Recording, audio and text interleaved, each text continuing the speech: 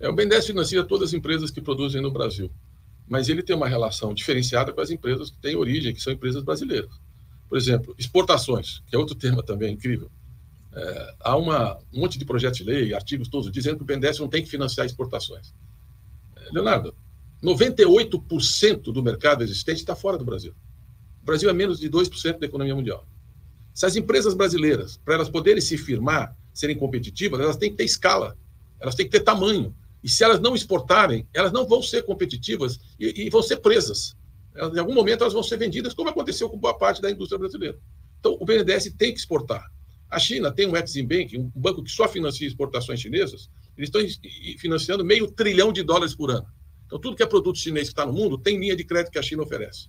Os Estados Unidos têm, você pega a Europa, todos os países, Alemanha, Itália, França, etc., Inglaterra, a Coreia, que tem um Exim Bank também muito poderoso. Nós não temos um banco de exportação. Nós vamos criar no BNDES o Exim Bank, um banco só voltado para o comércio exterior, para ajudar exatamente as empresas brasileiras a disputar o mercado externo, porque quando você exporta um produto, você está gerando emprego no Brasil, você está gerando salário no Brasil, você está gerando impostos no Brasil, você está gerando desenvolvimento no Brasil, e você está fazendo com que essa empresa tenha mais eficiência, mais escala, mais produtividade e mais competitividade. Então, é muito importante esse olhar também em relação às empresas brasileiras. E o BNDES não financia nenhum outro país, só financia empresas brasileiras que vendam ou produzam no exterior. Isso vale para a exportação de serviços também ou só a exportação de produtos? Porque muitas pessoas criticavam.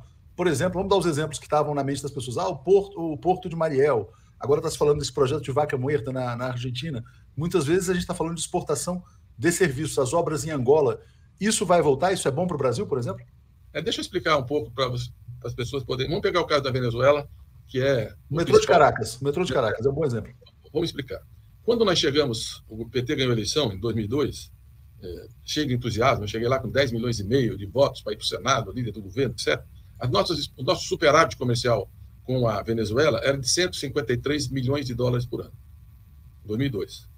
Bom, de 2003 a 2015, no governo do PT, o superávit com a Venezuela foi de $38 bilhões.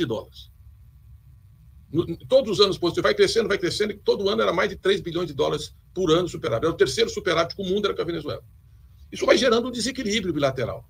Eles não têm economia para exportar, basicamente o que eles exportam é petróleo. Nós descobrimos o pré-sal, não precisavam mais do petróleo venezuelano. No começo, até aquela refinaria Abreu e Lima era para importar o petróleo venezuelano, que é um petróleo pesado, que vai basicamente para as refinarias do Pacífico nos Estados Unidos.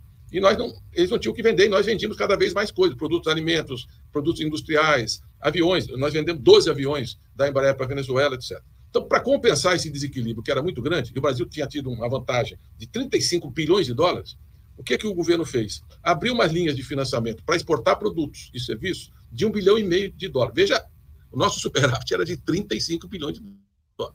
Então, uma linha de financiamento de $1,5 bilhão. Nisso tinha a Embraer, tinha a construção de uma usina siderúrgica, a construção de um estaleiro e 2 linhas de metrô. Ocorre que depois do golpe do Brasil e da crise internacional que atingiu a Venezuela, primeiro pela queda do preço do petróleo, 40% da economia venezuelana é petróleo, diretamente. Uma outra parte é o petróleo indiretamente. É uma economia presa à chamada doença holandesa, ela vive do petróleo. E mais o cerco que a Venezuela teve, a retaliação, o embargo econômico ao país, o PIB da Venezuela, Leonardo, depois de 2016, ele cai 75%. É um desastre econômico, social. O país cercado, petróleo desaba de $140 para $25 o barril, a economia desmorona. Bom, e eles têm dificuldade de pagar a dívida que eles tinham contraído com o Brasil. E o governo Bolsonaro não quis negociar com a Venezuela e com o Maduro. Aí eles divulgaram essa semana uma matéria dizendo o seguinte: não, o governo queria negociar com o Guaidó, foi procurar o Guaidó. Mas como o Guaidó? É que nem falar o seguinte: eu tenho uma dívida, o Putin tem que pagar uma dívida e eu vou negociar com o Zelensky. Você não vai receber de jeito nenhum. O Guaidó era um golpista, um sujeito que nunca foi eleito, que os países que queriam intervenção militar na Venezuela nomearam como presidente, inclusive Bolsonaro, que não tinha nenhuma representatividade, tanto que não virou nada na Venezuela. Então, com essa política de hostilidade, eles pararam de pagar, uma situação econômica muito delicada. Então, eles têm uma dívida vencida de $902 milhões, menos de $1 bilhão. Vou repetir, o nosso superávit no governo do PT foi $35 bilhões. Ainda é muito pouco diante dos ganhos que a economia brasileira teve em relação à Venezuela. Agora, a minha convicção é que a economia venezuelana está se recuperando. Esse ano, 2022, já cresceu 6% o PIB pelo FMI. Eles estão se recuperando e todas as conversações preliminares vão no sentido que eles vão retomar o pagamento da dívida para o Brasil. Agora, por que é que a China está trazendo empresas para construir no Brasil? Por que é que nós temos empresas de engenharia, empreiteiras espanholas construindo no Brasil, americanas, alemãs? Porque é um grande interesse dos países também disputar obras no exterior. Evidente que a prioridade do BNDES é a obra no Brasil.